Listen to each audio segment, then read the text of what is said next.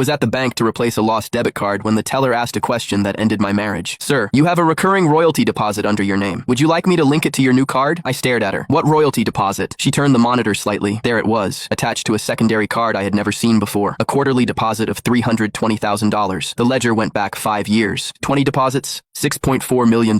For a moment, the bank lobby went silent around me. I could still see my wife, Lauren, standing in my lab 5 years earlier with a stack of incorporation papers in her arms. You only know technology, she had said, smiling as she tapped the signature lines. Let me handle the business side. At the time, I was living on cold coffee and 18-hour design sessions. I barely read the documents. I trusted my wife. I signed where she pointed. After that, I became a special technical consultant at the company built on my own hardware designs. Lauren handled the finances. Lauren handled clients. Lauren handled licensing. Whenever I asked how Vesper Technologies was doing, she kissed my cheek and said, barely scraping by. Don't worry your brilliant little head about it. Every month, she gave me $1,200 for personal expenses and told me we had to be careful. Now I was looking at $320,000 every 3 months, quietly deposited under my name into an account I did not control. I took one slow breath, link it to my new card, I told the teller, and route every future deposit directly into my personal checking account. 5 minutes later, it was done. By 7 that evening, I was standing in Lauren's home office, opening her laptop. It took 3 tries to guess the password. Her birthday. She had never been as careful as she thought. The emails told the story better than she ever could. 7 major licensing agreements, all based on my hardware designs, all signed through Vesper Technologies. The contracts called my patents company assets, but the signature line belonged to Lauren Evans, not me. I kept scrolling and found the second story, Kevin West. At first, his messages were professional. Licensing fees, foreign clients, investor introductions. Then they became warmer, then intimate. I found photos from Paris, Singapore, Dubai, Lauren leaning against him in hotel bars, her hand on his chest, smiling in a way she had not smiled at me in years. Every trip she had called investor relations had a different backdrop and the same man. 5 years of stolen work, 2 years of adultery, and all I had received was a monthly allowance and a pat on the shoulder. At 2 a.m.,